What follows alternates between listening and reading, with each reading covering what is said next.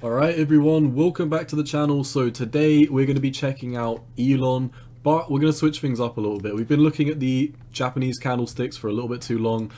We are going to wrap up this video today towards the end of the video by looking at the Hekin-Ashis and giving a fresh perspective of the market.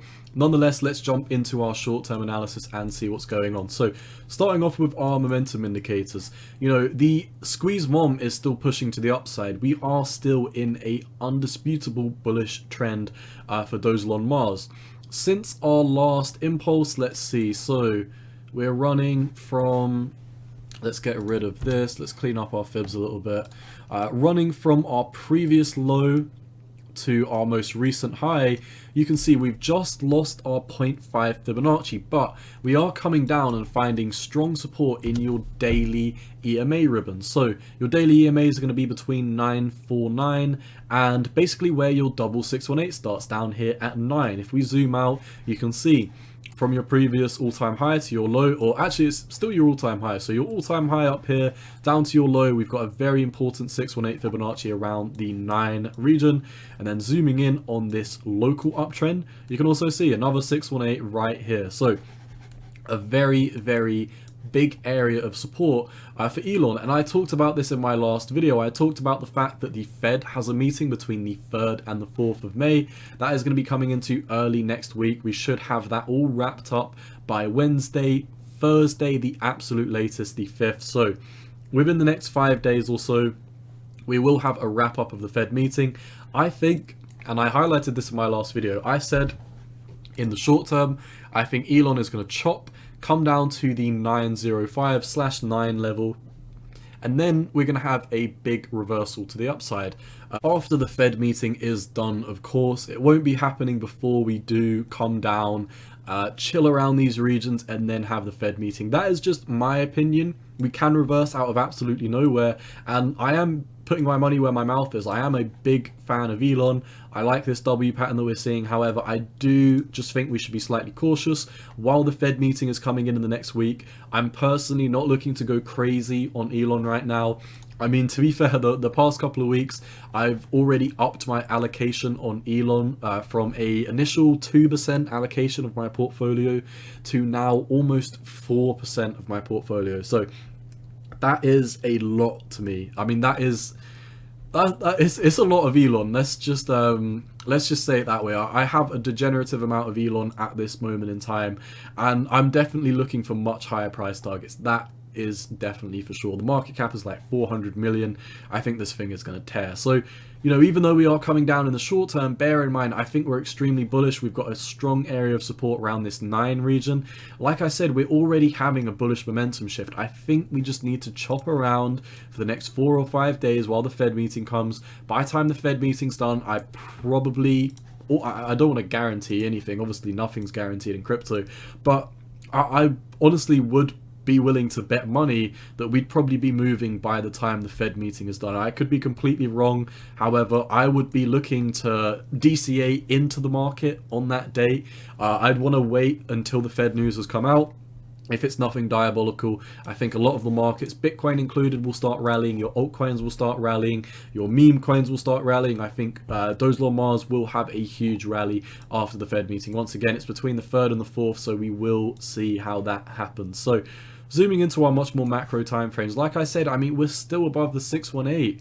Elon is looking so much better than every other dog coin. I mean, I just did a video on Shiba and Dogecoin, which by the way I don't hold, and drawing your previous drawing your lows to your highs, you can see Shiba is down to its 786. It's not above the 618. If we look at Dogecoin, I mean, is Dogecoin even above anything? From your rally to your all-time high, we're not. We're below your 786. So if this was Elon, Elon would be all the way up here, because Elon is absolutely tearing faces right now. I think Elon is the best performing dog coin over the past couple of months. I feel like that's literally indisputable. If you just look at how much it's been moving in the past month or so, it's been doing crazy numbers that these other dog coins have not been doing. Dogecoin managed to do a 25% rally in one day. However, it lost its gains within a week's time.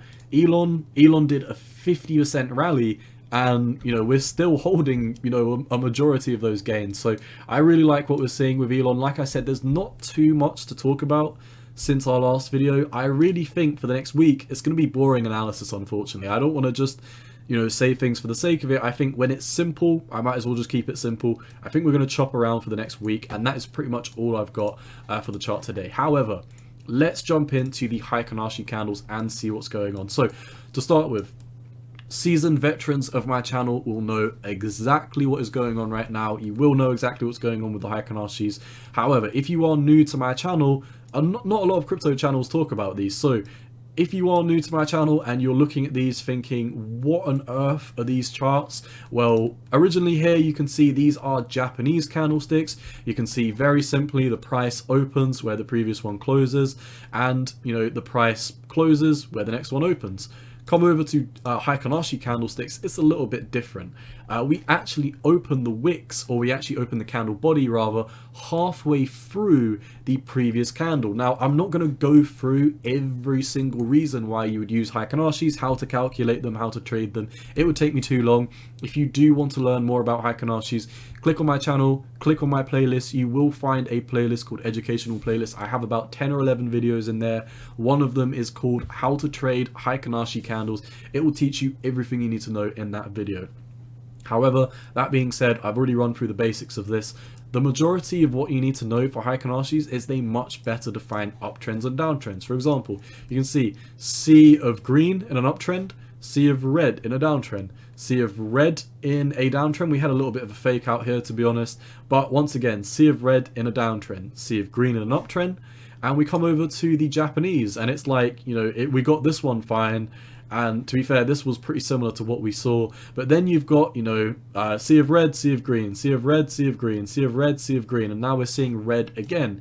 It's a lot easier to look at these on the Hekin-Ashis and judge whereabouts we are in the macro scheme of things. Because with Hekin-Ashis, the reason why they open halfway through the previous candles is because they're meant to be defining of uptrends and downtrends. And if you've got an uptrend and a candle body like this, and your next candle body opens here, you know, it's gonna take a lot more momentum to push it to the downside than it is if you've got a normal candlestick. Because for example, if you have a huge rally one day, your candle body opens here the next day and starts to come down, it will appear that we're in a downtrend. However, you know, we'll still be up in the scheme of things. So by putting in Hekin-Ashi candles and opening halfway through the previous close, a lot of the time we end up closing bullish again, and then you just need to have, you know, a new opening halfway through, you initiate the rally, and we normally just keep on rallying like that.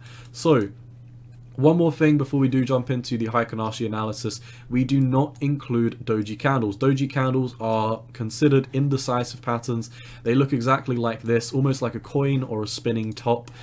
You can see, you know, you've got a thin slash, you know, sometimes you can have a thicker body like this, and these big wicks to the upside and the downside, but they look like this. For example, I would consider these two candles here to be Hekin-Ashi, to be doji candles rather. They've got that body and then they've got a big wick to the upside and the downside. However, these two right here, these are not doji candles. This candle right here, this is a perfect doji candle. The next one down, I would not consider this a doji candle. I wouldn't consider any of these doji candles.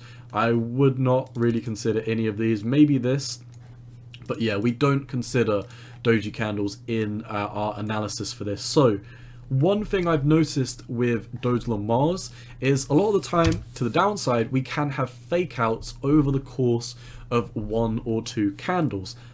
Really, it's one candle, to be honest, because like I said, we disclude, or we don't include these doji candles. So you would have had a sea of red, and then you would have had one green candle come in, because like I said, we do not include these Hekin-Ashi candles. So you would have had a green candle step in, and at which point you would have waited for continuation. You would have waited for 2 weeks of bullish momentum to step in on the Hekin-Ashi candles. At least this is how I would personally trade Elon. Depending on what crypto you're on, it may be different. However, For DogelonMars, it is normally best to wait until you've got a second week of continuation, in my opinion.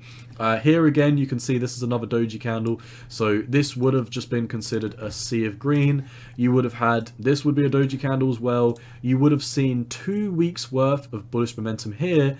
And then on the third week where we had a correction, that would have been the region to enter the market. So if you did trade purely based on these Hekin-Ashis, you would have picked up, basically you would have, I imagine you probably would have waited until the second week close on these Hekin-Ashi candles. You would have bought on the close, and then you would have waited for a run up, and you can see we're about 15 or 16% up or so since these did fire bullish on the Hekin-Ashi candle. So the next time we do have a huge rally to the upside for the Hekin-Ashi candles, it might be interesting to see, because we might have a very, very clear-cut area where we could be taking profit. For example, if we run up, we have an absolute face melt, and then we start to put in, you know, these bearish candles, you know, candles like these to the downside, and it is looking like we're about to top out because we're putting in red momentum shifts on the weekly Hekin-Ashis.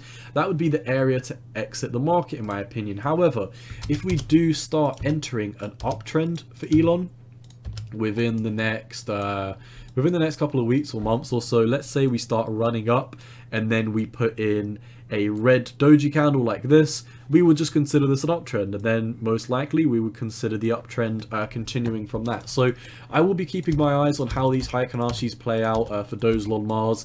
It's really not anything that you can take to the bank at this moment in time. However, I think it is going to be very great to look at, and we will be looking at these Hekin-Ashi candles much more frequently when we do come into a bull run for Elon, because when we do see a huge run up, I will be keeping my eyes on these Hekin-Ashi candles to see if we do start to initiate a bearish move to the downside. And if we do initiate a bearish move to the downside, and you know, we start putting in momentum candles like this where we've got consecutive bearish candles, in my opinion that would probably be the time where it's saying now is the time to get out of the market, and you might want to run for the hills for Elon. So that is really all I've got for Elon. Like I said, we really just focused this video on the normal analysis.